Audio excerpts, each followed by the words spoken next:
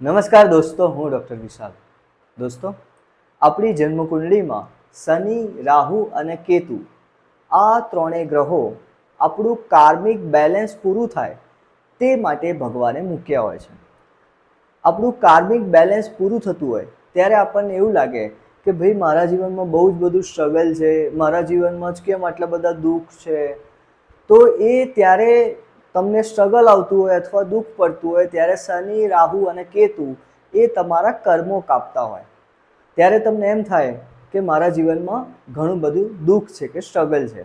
પરંતુ એની સામે ભગવાને તમને બહુ જ બધા પ્લેનેટ્સ તમારી જન્મકુંડળીમાં આપ્યા છે કે જે તમને આ કાર્મિક બેલેન્સ પૂરું કરવામાં સપોર્ટ કરી શકે છે.